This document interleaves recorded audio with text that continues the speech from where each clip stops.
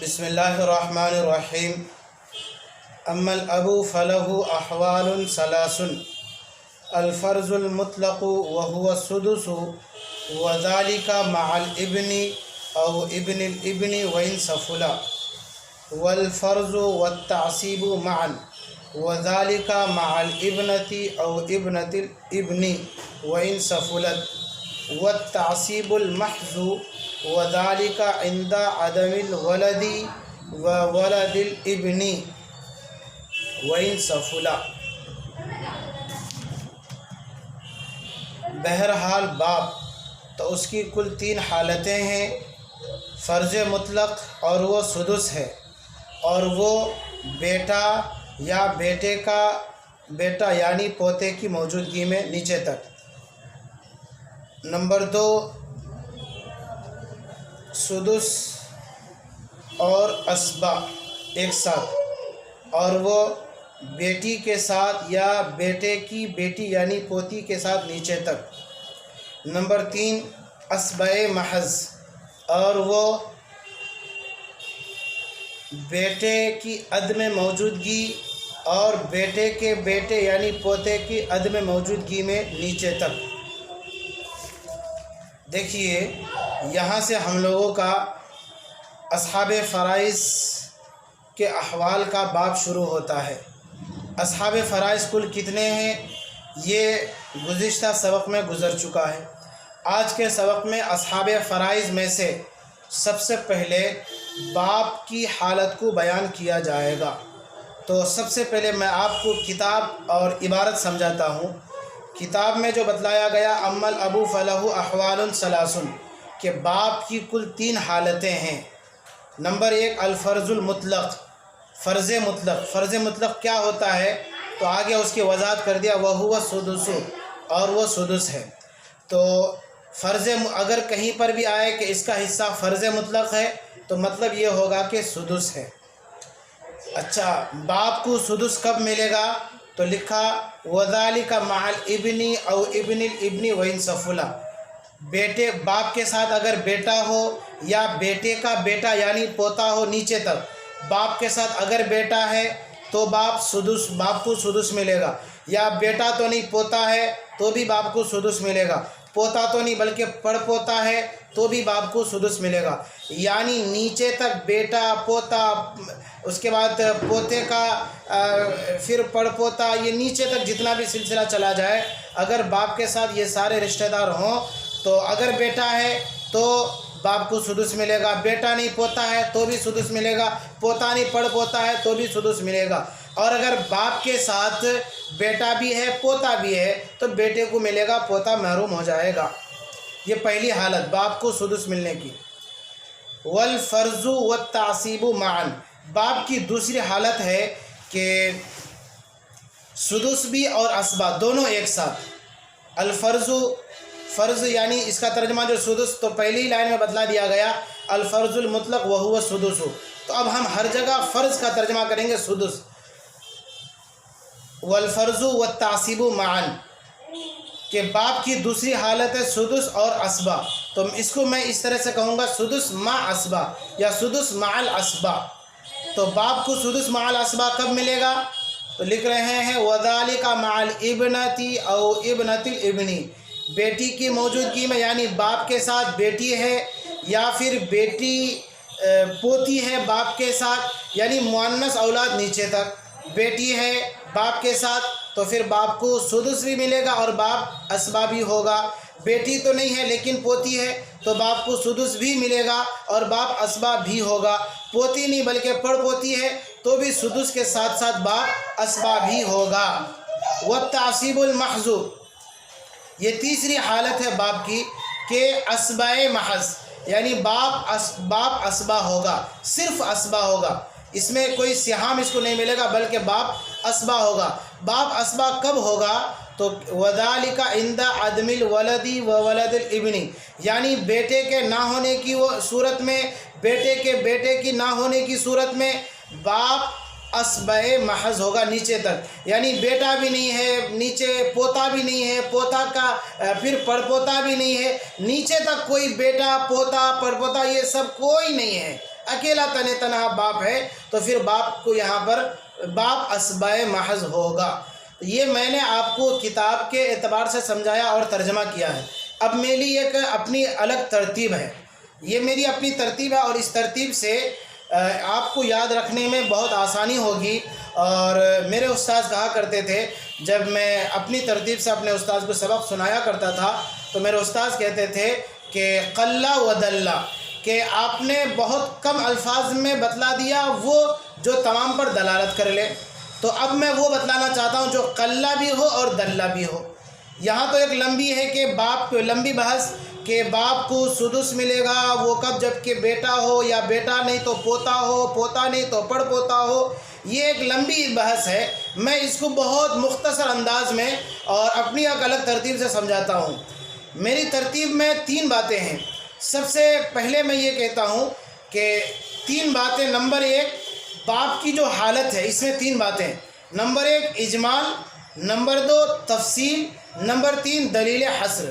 بہت سارے حضرات اس طرح سے ان کا پڑھانے کا اپنا یہ انداز یہ ہوتا ہے کہ وہ ڈائریکٹ دلیل حصر بیان کر دیتے ہیں کہ باپ کے ساتھ بیٹا یا پوتا نیچے تک ہے یا نہیں، اگر ہے تو باپ کو سدس ملے گا، اور اگر نہیں ہے تو پھر باپ 2 حال سے خالی نہیں، یا تو باپ کے ساتھ بیٹی، پوتی یا پڑ پوتی نیچے تک ہے یا نہیں، اگر ہے تو باپ کو سدس ما اسبا ملے گا، اور اگر نہیں ہے تو پھر دیکھیں گے کہ ان میں سے کوئی اولاد ہے کہ نہیں، اگر نہیں ہے تو پھر باپ اسباء محض ہوگا۔ یہ ان کی ایک اپنی الگ ترتیب ہوتی ہے۔ میری ترتیب میں 3 باتیں ہیں۔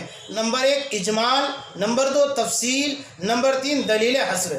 اجمال میں یہ بیان کرتا ہوں کہ باپ کی حالت کو اجمالاً میں گنا دیتا ہوں۔ تفصیل میں تفصیل کے ساتھ بتاتا ہوں کہ سدس ملے گا تو کیوں، سدس ما اسبا تو کیوں، صرف اسبا تو کیوں، اور دلیل حصر میں جو دلیل حصر ہوتی ہے وہ اس کو میں بیان کرتا ہوں۔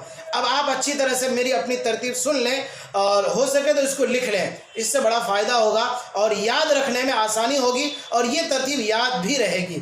تو اس کتاب میں جو سب سے پہلے حصہ بیان کیا گیا سدس، اس کے بعد سدس ما الاسبا، اس کے بعد اسباء محض۔ میری جو اپنی ترتیب ہے اس میں ہم کتاب کی ترتیب سے تھوڑا ہٹ کر کے الٹی ترتیب پر ہم بتائیں گے کہ سب سے پہلے ہم اس طرح سے بیان کرتے ہیں کہ باپ کی کل 3 حالتیں ہیں، اور تینوں حالت مال لینے کی ہے۔ میں نے کہا کہ میری جو اپنی ترتیب ہے اس میں 3 باتیں ہیں۔ نمبر 1 اجمال، نمبر 2 تفصیل، نمبر 3 دلیل حصر۔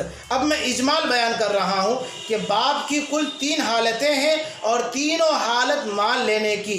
اب وہ 3 حالتیں کیا ہیں وہ آپ غور سے سنیں۔ نمبر 1 اسباء محض، نمبر 2 سدس ما اسبا، نمبر 3 سدس محض۔ اس کو یہ اجمال ہو گیا۔ پھر ایک بار سنیں، باپ کی کل 3 حالتیں ہیں اور تینوں حالت مال لینے کی ہے۔ نمبر 1 اسباء محض، نمبر 2 سدس مال اسبا، نمبر 3 سدس محض۔ پھر سنیں، باپ کی کل 3 حالتیں ہیں اور تینوں حالت مال لینے کی ہے۔ نمبر 1 اسباء محض، نمبر 2 سدس ما اسبا، نمبر 3 سدس محض۔ باپ کی کل 3 حالتیں ہیں اور تینوں حالت مال لینے کی ہے۔ نمبر 1 اسباء محض، نمبر 2 سدس ما اسبا، نمبر 3 سدس محض۔ میرے ساتھ آپ بھی دہرائیں، باپ کی کل 3 حالتیں ہیں اور تینوں حالت مال لینے کی ہے۔ نمبر 1 اسباء محض، نمبر 2 سدس ما اسبا، نمبر 3 سدس محض۔ یہ اجمال مکمل ہو گیا۔ اب تفصیل دیکھیں۔ تفصیل میں یہ کہ سب سے پہلے جو میں نے بتایا میری جو اپنی ترتیب اجمال میں کہ باپ کی کل 3 حالتیں ہیں، تینوں حالت مال لینے کی۔ نمبر 1 اسباء محض، تو سب سے پہلے اسبا آیا، اس کے بعد سدس ما اسبا، اس کے بعد سدس محض۔ یہ جو 3 ہے اب میں اسی حساب سے اس تفصیل میں بیان کروں گا۔ تفصیل آپ سنیں، اولاد کی عدم موجودگی میں اسباء محض۔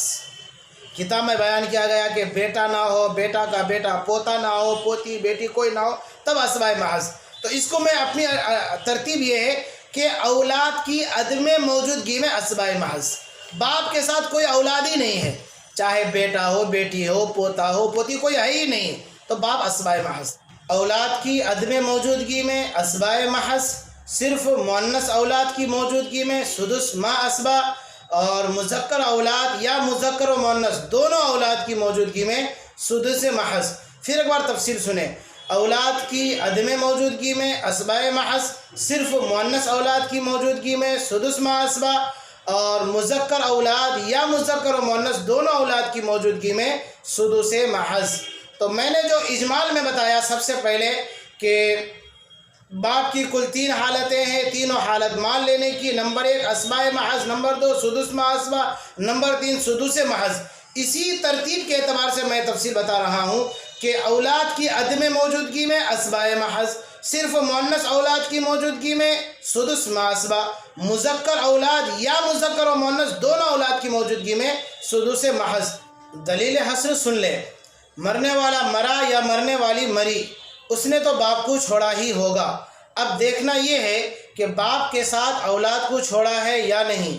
اگر نہیں چھوڑا ہے تو باپ اسباء محض ہوگا، اور اگر اولاد کو چھوڑا ہے تو پھر 2 حال سے خالی نہیں، یا تو صرف مؤنث اولاد کو چھوڑا ہے یا نہیں۔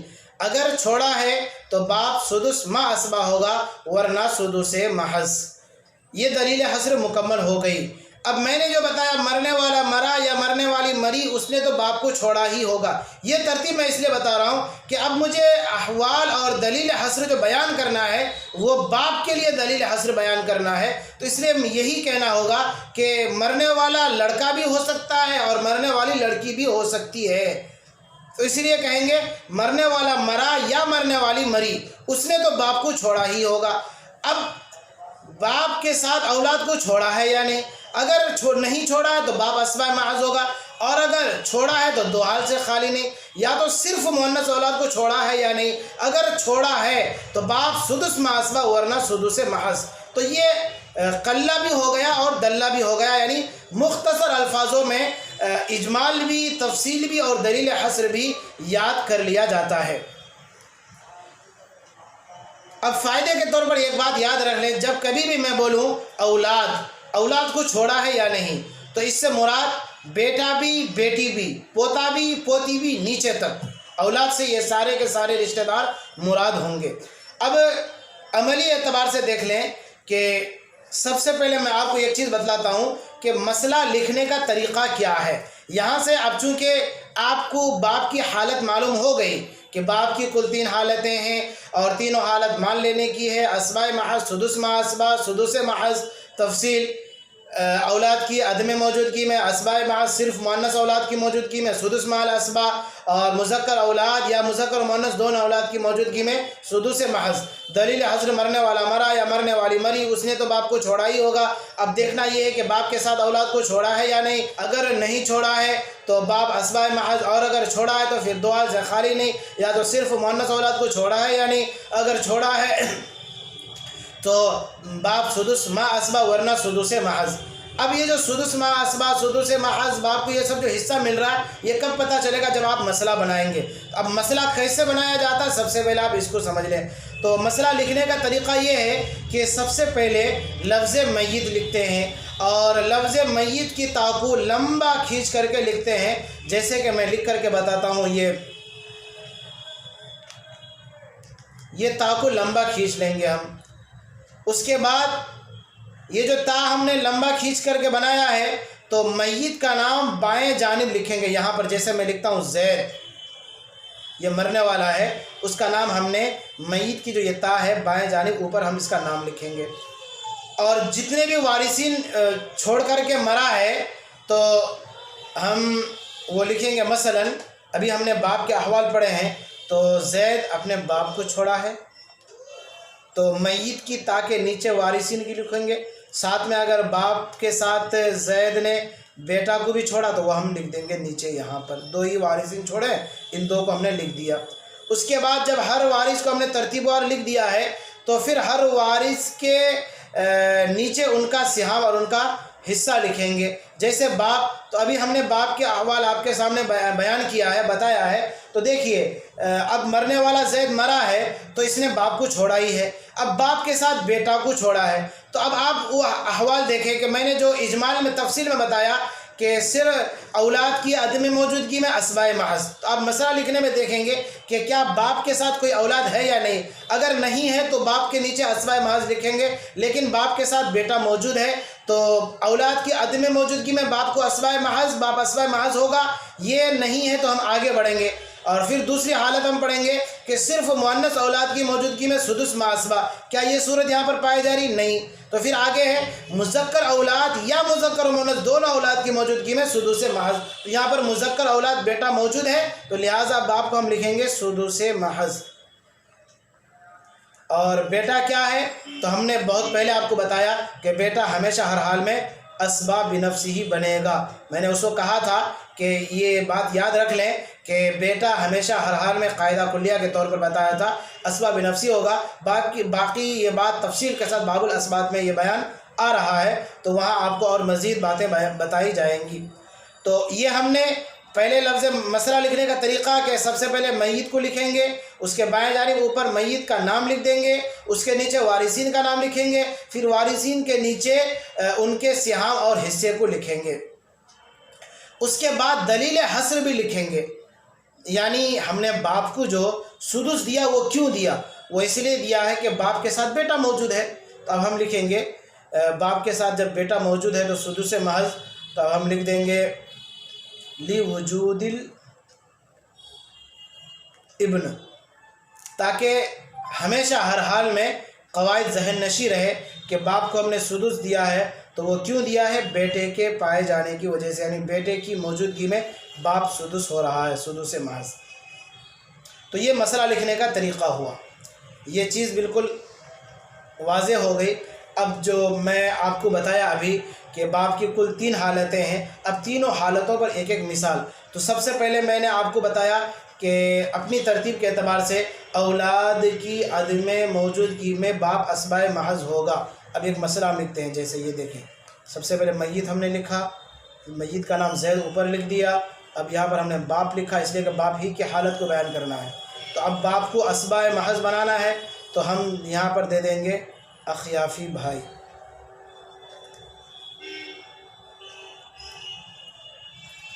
اب باپ کیا ہوگا؟ اسباء محض۔ کیوں؟ اس لیے کہ اولاد کی عدم موجودگی میں باپ کیا ہوتا ہے؟ اسباء محض۔ تو یہاں پر کوئی اولاد نہیں ہے، آنکھ بند کر کے ہم باپ کو اسباء محض بنا دیں گے۔ اب دلیل کیا لکھیں گے؟ لعدم الاولادی۔ یہ لعدم الاولادی مطلب کوئی اولاد ہے ہی نہیں، نہ بیٹا ہے، نہ بیٹی ہے، نہ پوتا پوتی، کوئی بھی نہیں، اس لیے اسباء محض۔ یہ جو آپ دلیل لکھ دیں گے نیچے لعدم الاولادی، تو اس سے ہمیشہ قاعدہ آپ کے ذہن نشی رہے گا اور احوال ہمیشہ ہر حال میں آپ کے ذہن میں رہے گا، مستحضر رہے گا، کبھی بھولیں گے نہیں۔ اچھا، اخیافی بھائی کو کیا ملے گا؟ تو ابھی اس کے احوال آپ پڑھے نہیں تو فی الحال یہاں پر لکھ دیں گے واللہ عالم۔ اچھا، باپ کی دوسری حالت ہم نے بتایا سدس مال اسبا، تو اب پھر ایک میت لکھیں گے، میت کا نام زید، یہاں نیچے لکھیں گے باپ۔ اس کے بعد اب ہمیں باپ کو سدس ما اسبا بنانا ہے، تو سدس ما اسبا باپ اسی وقت ہوتا ہے جب کہ باپ کے ساتھ کوئی بیٹی ہو، تو ہم لکھ دیتے ہیں بیٹی۔ اب باپ کو ہم کیا لکھیں گے، کیا دیں گے؟ سدس ما اسبا۔ کیوں سدس ما اسبا دیں گے؟ اس لیے کہ باپ کے ساتھ صرف بیٹی پائی جا رہی، تو نیچے دلیل لکھیں گے ہم لوجود البنتی، بیٹی کی موجودگی میں باپ سدس ما اسبا۔ اچھا، بیٹی کو کیا ملے گا؟ تو ابھی اس کے احوال آئے نہیں تو فی الحال اب واللہ عالم لکھ دیں۔ اچھا، باپ کی تیسری حالت سدس محض، ہم نے پھر ایک میت لکھا، میت کا نام زید، اس کے بعد ہم نے باپ کو نیچے لکھا۔ اب سدس محض بنانا ہے باپ کو، تو ہم لکھتے ہیں بیٹا۔ باپ کو کیا ملے گا؟ تو اب احوال پڑھیں کہ اولاد کی عدم موجودگی میں اسباء محض، کیا یہ صورت یہاں پر ہے؟ نہیں، اس لیے کہ بیٹا موجود ہے۔ پھر دوسری حالت جو اجمال میں تفصیل میں نے بتایا کہ صرف مؤنث اولاد کی موجودگی میں باپ سدس ما اسبا، یہ بھی نہیں ہے۔ تو پھر آخر میں مذکر اولاد کی موجودگی میں اسباء سدس محض، تو ہم سدس محض لکھ دیں گے۔ بیٹا کیا؟ دلیل پہلے لکھ دیں گے لوجود الابنی۔ اچھا، بیٹا کیا؟ اسباب النفس، میں نے پہلے ہی بتایا ہے۔ ایک اور اسی حالت کی ایک اور مثال، جیسے میں پھر ایک میت لکھتا ہوں، زید کا نام اوپر، باپ یہ نیچے، اس کے بعد ہم لکھتے ہیں بیٹا، پھر اس کے بعد لکھتے ہیں ہم پوتی۔ یہاں پر 3 وارثین آ گئے، تو اب اس میں سے دیکھیں باپ کو ہم کیا دیں گے؟ تو میں نے بتلایا کہ اجمال میں جو میں بتایا کہ اولاد کی عدم موجودگی میں باپ اسباء محض، یہ یہاں پر صورت نہیں ہے، تو آگے بڑھیں گے۔ صرف مؤنث اولاد کی موجودگی میں سدس محاسبہ، تو صرف مؤنث اولاد نہیں، پوتی مؤنث اولاد تو ہے لیکن اس کے ساتھ بیٹا بھی ہے، تو یہ صورت بھی یہاں پر نہیں چلے گی۔ تو تیسری حالت مذکر اولاد یا مذکر و مؤنث دونوں اولاد کی موجودگی میں باپ سدس محض، تو سدس محض کی یہ دوسری مثال ہو گئی۔ اب کیوں ہم یہ دلیل حصر میں کیا لکھیں گے ہم؟ لوجود الاولاد المذکری والمؤنثی معاً کر دیتے ہیں۔ اچھا، بیٹا کو کیا لکھیں گے؟ اسباب النفس۔ پوتی کو کیا لکھیں گے؟ تو پوتی کا احوال ابھی ہم پڑھے نہیں، اس لیے یہاں پر واللہ عالم کر دیں گے۔